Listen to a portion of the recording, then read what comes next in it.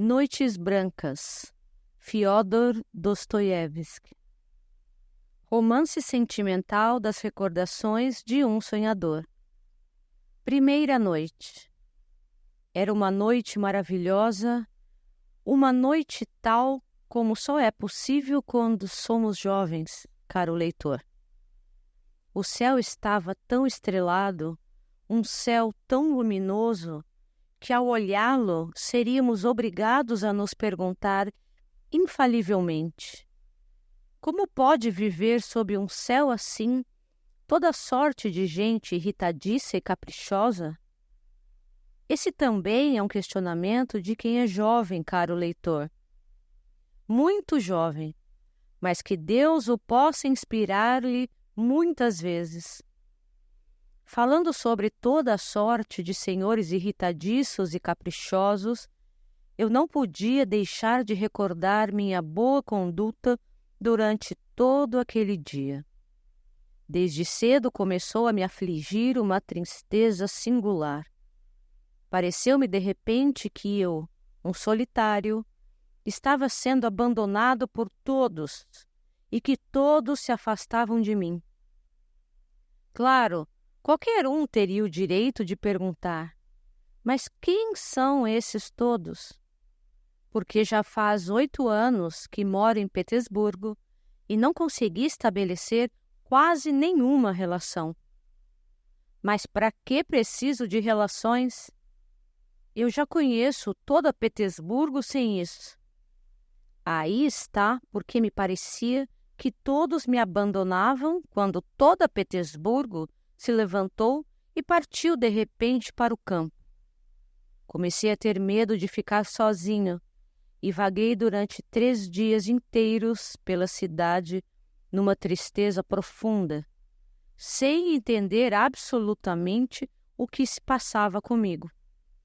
Quer fosse para Nievski, quer fosse para o jardim, quer vagar-se pela marginal do rio, não havia um só rosto daqueles que me acostumara a encontrar naqueles lugares, na hora habitual, o ano inteiro.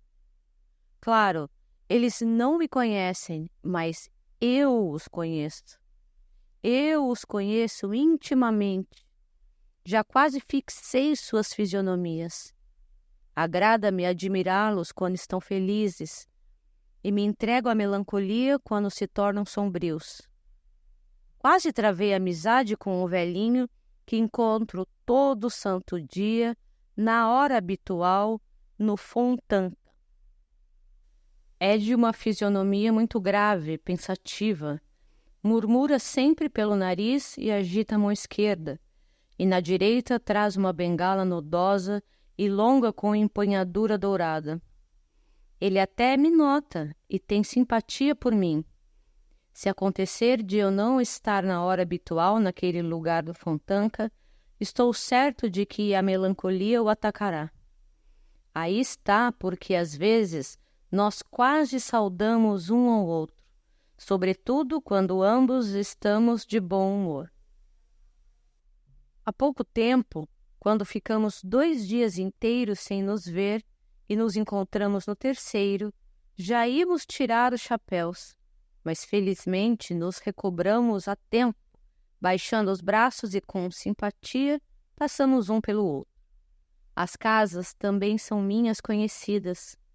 Quando caminho, é como se todas avançassem para a rua em minha direção, olhassem para mim com todas as suas janelas e quase dissessem: bom dia, como vai sua saúde? Eu estou bem, graças a Deus, e em maio vou me aumentar um andar. Ou como está a sua saúde? Amanhã vão me reformar. Ou eu quase me queimei e fiquei mesmo assustada, etc. Dentre elas tenho minhas favoritas, minhas amigas íntimas. Uma delas deseja se tratar com um arquiteto neste verão. De propósito, começarei a passar todo dia para que não a façam sofrer de algum modo. Que Deus a proteja. Mas nunca me esquecerei da história de uma linda casinha rosa claro. Era uma casinha de pedra tão agradável, olhava de forma tão acolhedora para mim e de forma tão arrogante para suas vizinhas desajeitadas, que meu coração se alegrava quando me acontecia passar na sua frente. De repente, na semana passada, estava indo pela rua e logo que olhei para minha amiga, ouvi um grito lastimoso. Pintaram-me com tinta amarela! Malvados! Bárbaros! Não tiveram pena de nada, nem das colunas, nem das cornijas, e minha amiga ficou amarela como um canário. Quase descarreguei a bilis por causa desse acontecimento, e até agora não tive coragem de ver a minha pobre amiga desfigurada, que pintaram com a cor do Império Celestial. Agora você entende, leitor, de que modo eu travei relações com toda Petersburgo. Já disse que uma inquietude me atormentara por 3 dias inteiros, até que me dei conta de sua causa. Na rua me sentia mal. Esse não estava, aquele também não, e o outro onde é que se meteu? E em casa eu ficava fora de mim. Fiquei me questionando por 2 noites. O que estará faltando em meu canto? Por que me incomodava tanto permanecer ali? Examinava com perplexidade minhas paredes verdes enegrecidas, o teto coberto por teias de aranha que a matriona cultivava com grande êxito. Reexaminava toda a minha mobília, examinava cada cadeira pensando: será que o mal não está aqui? Pois se uma cadeira minha não estiver como na véspera, então fico fora de mim. Olhava pela janela, mas tudo em vão. Não me aliviava nem um pouco. Cheguei ao ponto de chamar matriona e dar-lhe uma bronca paternal por causa das teias de aranha e pelo desmazelo geral. Mas ela apenas me olhou surpresa e foi embora, sem responder nenhuma palavra. Que alugasse um cocheiro, aos meus olhos transformava-se, de imediato, num respeitável pai de família, que depois das tarefas de rotina, dirigia-se vestido levemente para o seio da sua família, para o campo, porque todo passante tinha agora um aspecto tão particular que parecia dizer a qualquer um que encontrasse: senhores, estamos aqui apenas de passagem e dentro de 2 horas partiremos para o campo. Se abria uma janela no qual tivessem tamborilado dedinhos delicados e brancos com açúcar, e surgia a cabecinha de uma moça bonita para chamar um ambulante com vasos de flores, de imediato parecia-me que só se compravam aquelas flores por comprar, isto é, não era de modo algum para se deleitar com a primavera e com as flores num apartamento asfixiante da cidade, e que muito em breve todos iam se mudar para o campo e levariam as flores consigo. Afora isso, eu fizera tais progressos em meu novo e particular gênero de descobertas que já podia determinar infalivelmente, só pela aparência, em que aldeia vivia cada um deles. Os habitantes das ilhas Kamieny e Apiekarski e da estrada Peterov distinguiam-se pela estudada elegância das maneiras, pelos trajes elegantes de verão e pelas carruagens maravilhosas nas quais vinham para a cidade. Os habitantes de Pargolovo e mais adiante inspiravam logo à primeira vista por sua discrição e seriedade. Um visitante da ilha de Kretovsky se distinguia pela aparência imperturbavelmente alegre. Tive ocasião de encontrar uma longa procissão de cocheiros que iam de modo indolente com as rédeas nas mãos, junto dos carros carregados com montes inteiros de toda a espécie de mobília, mesas, cadeiras, sofás turcos e não turcos, e outros bens domésticos, sobre os quais, por cima de tudo aquilo, a miúde ocupava o lugar de honra no topo do carro uma cozinheira magra, cuidando dos bens do patrão como a menina dos olhos. Eu olhava para os barcos pesadamente carregados de utensílios domésticos que deslizavam pelo Nievá ou pelo Fontanka até o Rio Negro, ou as ilhas. Carros e barcos se multiplicavam por 10, por 100. Diante dos meus olhos, parecia que tudo se levantara e partira, que tudo se mudava em caravanas inteiras para o campo. Parecia que toda Petersburgo ameaçava transformar-se num deserto, de modo que no final me sentia envergonhado, ofendido e desolado. Eu absolutamente não tinha como nem por que ir ao campo. Estava pronto para partir com qualquer carro, com qualquer senhor de aspecto respeitável que alugasse um cocheiro, mas nenhum. Absolutamente ninguém me considerava. Era como se tivessem se esquecido de mim, como se eu fosse, de fato, um estranho para eles. Andei muito e por muito tempo, tanto que, como é meu costume, consegui esquecer completamente onde estava e, de repente, me achei nos limites da cidade. Súbito fiquei feliz e atravessei a barreira num golpe. Passei entre os campos semeados e prados sem perceber o cansaço, apenas sentindo com todo o meu corpo que um fardo qualquer se desprendia da minha alma.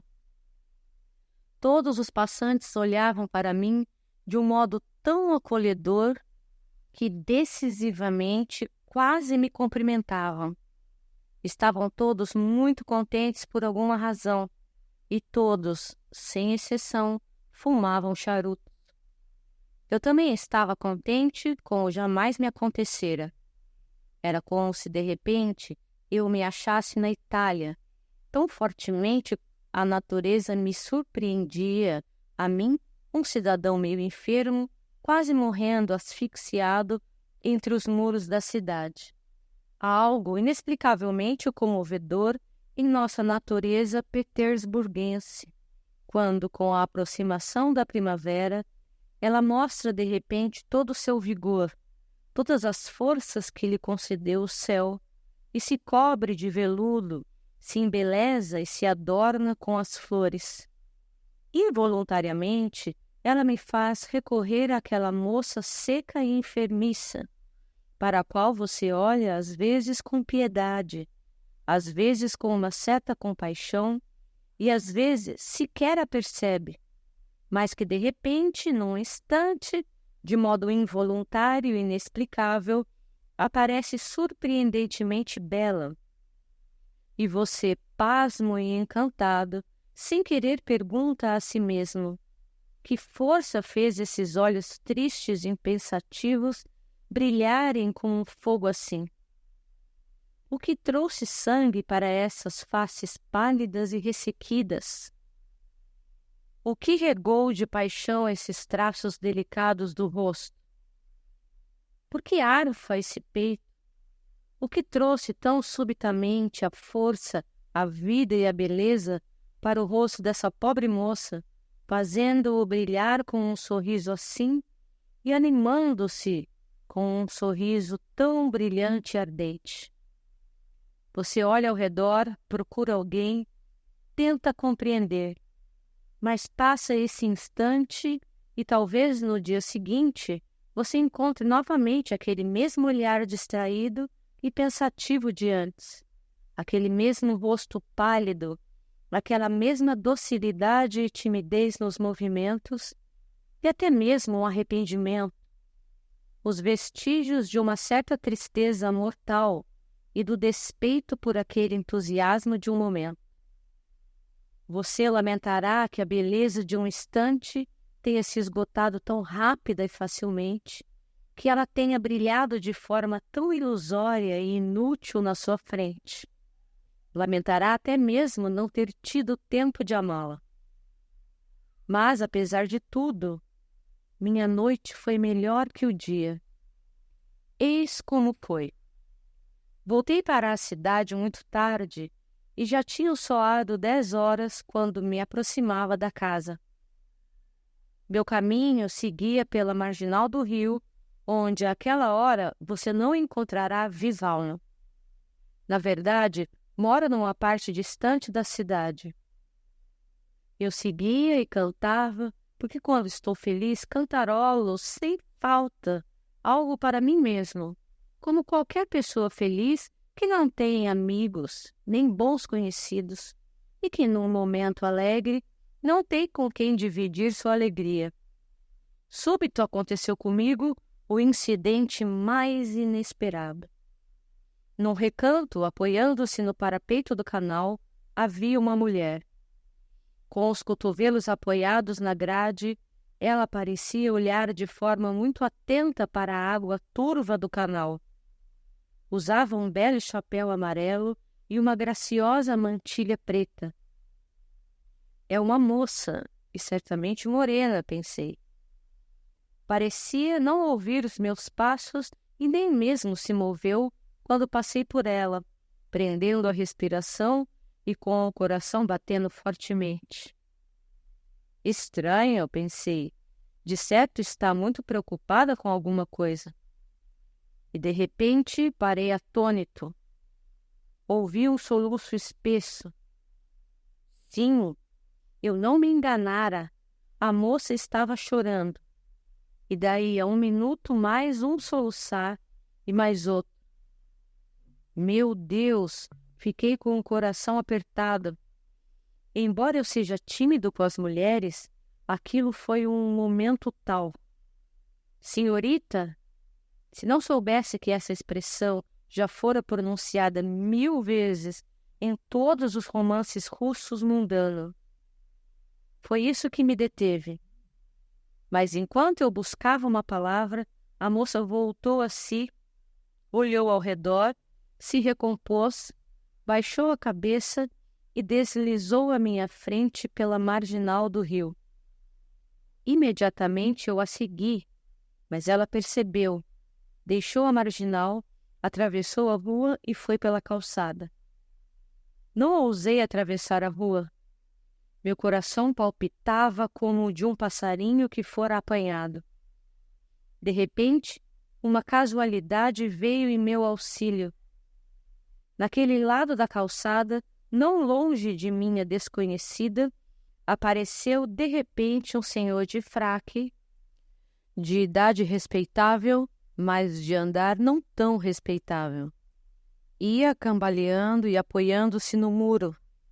A moça já ia feito uma flecha, apressada e timidamente, como em geral andam todas as moças que não querem que alguém se ofereça para acompanhá-las de noite à casa. E é claro que o senhor cambaleante não a alcançaria de modo algum, se minha sorte não o tivesse induzido a buscar meios artificiosos. De repente, sem dizer nenhuma palavra, o meu senhor dispara e vai a toda, correndo no encalço da minha desconhecida.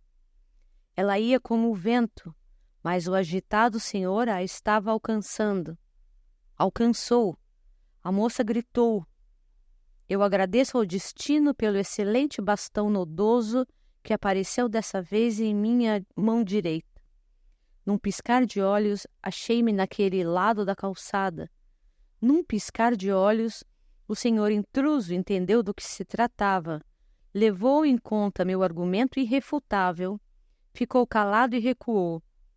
E só quando estávamos bem longe protestou contra mim em termos muito enérgicos, mas suas palavras quase não chegaram até nós. Dê-me o braço, disse eu à minha desconhecida, e ele não mais ousará molestá-la. Calada, ela deu-me seu braço, ainda trêmulo por causa da agitação e do susto. Oh, senhor intruso, como eu lhe agradecia naquele momento! Observei-a furtivamente. Era graciosa e morena, eu tinha adivinhado. Em suas pestanas negras ainda brilhavam pequenas lágrimas provocadas pelo susto recente ou pela mágoa anterior, não sei. Mas nos lábios já cintilava um sorriso. Ela também me olhou de soslaio, enrubesceu um pouco e baixou a cabeça. Está vendo por que a senhorita me repeliu agora há pouco? Se eu estivesse ali, nada teria acontecido. Mas eu não o conhecia. Pensei que o senhor também... E por acaso me conhece agora? Um pouquinho. Olhe, por exemplo, por que o senhor está tremendo?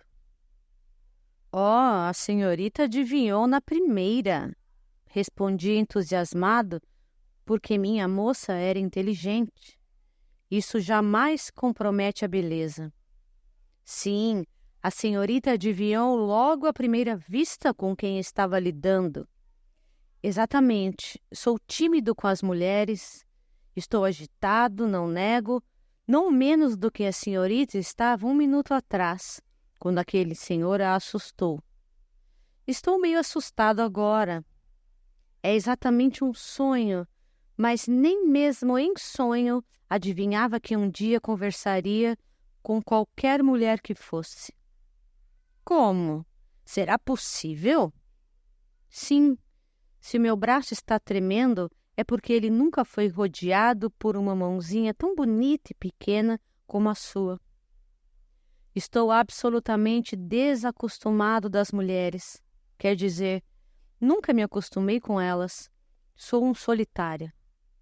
Nem mesmo sei como conversar com elas. Agora mesmo, será que não lhe disse alguma tolice?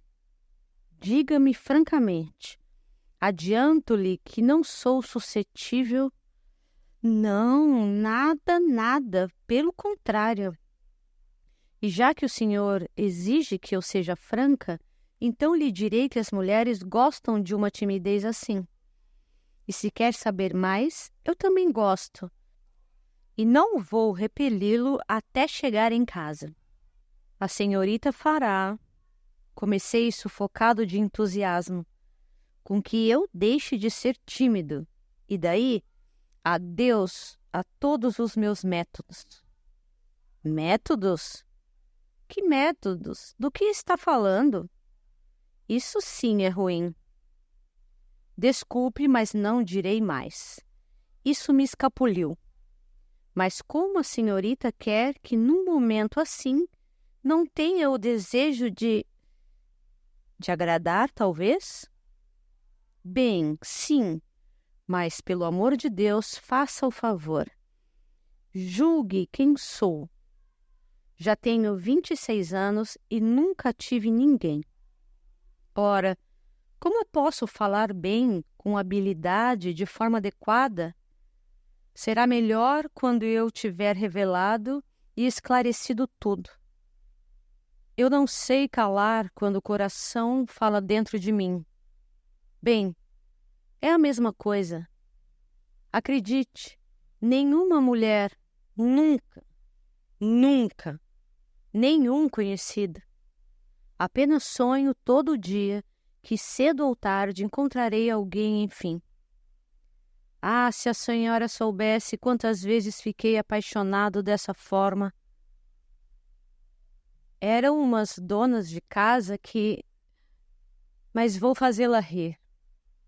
Vou dizer-lhe que já vezes pensei em falar assim, sem cerimônia, com alguma aristocrata na rua. Entenda-se, quando ela estivesse sozinha. Claro, falar de um modo tímido, respeitoso e apaixonado. Dizer que estou morrendo sozinho, que ela não me rechace, que não há maneira de conhecer a qualquer mulher que seja. Sugerir-lhe que é até mesmo uma obrigação da mulher não rechaçar a súplica tímida de um homem tão desgraçado como eu. Enfim, tudo o que peço é tão somente que me diga umas 2 palavras fraternas, com simpatia, sem me repelir logo no primeiro passo. Que acredite em minhas palavras, que ouça o que vou dizer, que ria de mim se quiser, mas que me dê esperança, que me diga 2 palavras, só 2 palavras, mesmo que nunca mais nos encontremos. Mas a senhorita está rindo. Aliás, não é para menos. Não se zangue. Estou rindo porque o senhor é o seu próprio inimigo. E se tivesse tentado, talvez conseguisse, ainda que a coisa se desse na rua. Quanto mais simples, melhor. Nenhuma mulher bondosa, a menos que fosse tola ou que estivesse de muito mau humor naquele momento, decidiria mandá-lo embora sem essas 2 palavras que o senhor implora tão timidamente. Aliás, que estou dizendo? É claro que tomaria o senhor por um louco. Julguei por mim mesma. Sei muito bem que tipo de gente vive neste mundo. Oh, eu lhe agradeço! Gritei.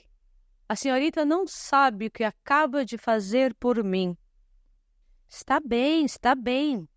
Mas diga-me, como o senhor sabia que eu era uma mulher assim, com a qual, que o senhor considerava digna de atenção e amizade? Numa palavra, não uma dona de casa, como o senhor denomina. Por que decidiu se aproximar de mim? Por quê? Por quê? Mas a senhorita estava sozinha. Aquele senhor era demasiado atrevido. E agora é noite. Convenha que aquilo era um dever. Não, antes disso, ali, do outro lado da rua. O senhor já queria se aproximar de mim, não é? Ah, ali, do outro lado da rua? Bem, na verdade, não sei responder. Temo que... Sabe, hoje eu estava tão feliz.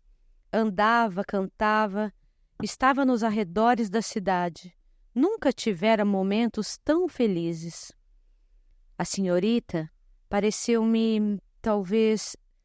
Bem, perdoe-me se a farei recordar. Pareceu-me que a senhorita estava chorando e eu não podia ouvir aquilo. Meu coração ficou apertado. Oh, meu Deus! Bem, será que eu não podia ter pena da senhorita? Será que era pecado sentir pela senhorita uma fraterna compaixão? Desculpe se eu disse compaixão. Bem, sim, numa palavra. Será que podia tê-la ofendido por pensar involuntariamente em me aproximar da senhorita? Pare, basta, não fale, disse a moça, que baixou a cabeça e apertou meu braço. Eu mesma sou culpada de ter falado nisso. Mas estou contente por não ter me enganado a seu respeito. Mas já estou em casa. Preciso ir por aqui pela viela. São 2 passos. Adeus, agradeço-lhe. Mas será possível? Será que nunca mais nos veremos? Será que isso termina assim? Está vendo? Disse a moça rindo. No início o senhor queria apenas 2 palavras. E agora, bem, não vou lhe dizer nada. Talvez nos encontremos. Virei aqui amanhã, disse eu. Oh, perdoe-me. Já estou exigindo... Sim, o senhor é impaciente. Está quase exigindo. Escute, interrompia. Perdoe-me se digo outra vez. Mas veja, não posso deixar de vir aqui amanhã. Sou um sonhador, tenho tão pouca vida real que momentos assim, como este, me são tão raros que não posso deixar de reproduzi-los em meus devaneios. Vou sonhar com a senhora a noite inteira, a semana inteira, o ano todo.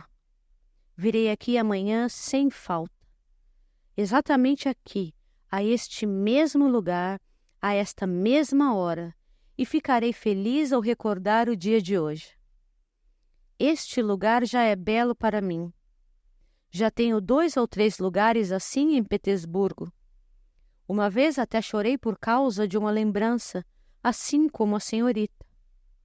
Não sei, talvez 10 minutos atrás a senhorita chorasse por causa de uma lembrança. Mas perdoe-me, esqueci de novo. Talvez um dia a senhorita tenha sido imensamente feliz aqui. Está bem, disse a moça. Talvez eu venha aqui amanhã, também às 10 horas. Vejo que já não posso impedi-lo. De qualquer modo, preciso vir aqui.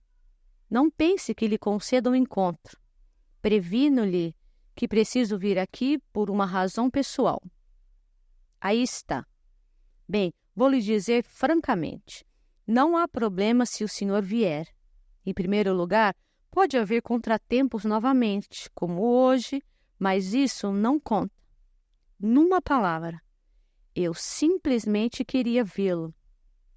Para dizer-lhe 2 palavras. Veja, apenas não vá me julgar mal, hein? Não pense que conceda um encontro tão facilmente. Eu não concederia se... Bem, que isto seja o meu segredo. Mas primeiro um acordo. Um acordo? Fale, diga. Diga logo tudo. Estou de acordo com tudo, estou pronto para tudo. Gritei no entusiasmo. Eu respondo por mim. Serei obediente, respeitoso. A senhorita me conhece. Exatamente por conhecê-lo é que o convido para amanhã, disse a moça rindo. Eu o conheço perfeitamente. Mas veja, venha com uma condição. Antes de mais nada, apenas faça o favor de pedir, veja que estou falando francamente. Não se apaixone por mim. Isto não pode ser, eu lhe asseguro. Para a amizade estou pronta. Aqui está a minha mão. Mas apaixonar-se, não. Eu lhe peço. Mas eu juro! Gritei tomando sua mãozinha. Basta, não jure, pois sei que o senhor é capaz de explodir como pólvora. Não me julgue mal por falar assim. Se o senhor soubesse... Eu também não tenho ninguém com quem possa trocar uma palavra, nem a quem possa pedir um conselho. Claro, não é na rua que se deve buscar conselheiros, mas o senhor é exceção. Eu o conheço tão bem como se já fôssemos amigos há 20 anos. O senhor não me trairá, não é verdade? Verá. Apenas não sei como sobreviverei a essas 24 horas. Durma bem, boa noite. Lembre-se de que confiei no Senhor. Mas o Senhor expressou tão bem há pouco, será que temos de prestar contas de todo o sentimento, mesmo de uma fraterna amizade? Sabe, isto foi dito tão bem que de imediato me ocorreu a ideia de confiar-lhe. O quê? Pelo amor de Deus, o que é? Até amanhã. Que isto seja por enquanto um segredo. É melhor para o senhor, pelo menos parecerá um romance. Talvez amanhã lhe diga, talvez não. Mas antes ainda vou conversar com o senhor. Vamos nos conhecer melhor. Oh, sim, eu lhe contarei tudo sobre mim. Mas o que é isso? É mesmo um milagre o que está acontecendo comigo? Onde estou, meu Deus? Bem, diga, acaso está arrependida por não ter se irritado como faria outra? Por não ter me repelido logo no início? 2 minutos e a senhorita me fez feliz para sempre. Sim, feliz. Sei lá, talvez a senhorita me tenha reconciliado comigo mesmo, tenha dissipado as minhas dúvidas. Talvez esses momentos me prendam. Bem, amanhã lhe contarei tudo. A senhorita saberá tudo, tudo. Está bem, aceito. E é o senhor que começa. De acordo. Até amanhã. Até amanhã. E nos separamos. Andei a noite toda. Não podia decidir-me voltar para casa. Eu estava tão feliz. Até amanhã.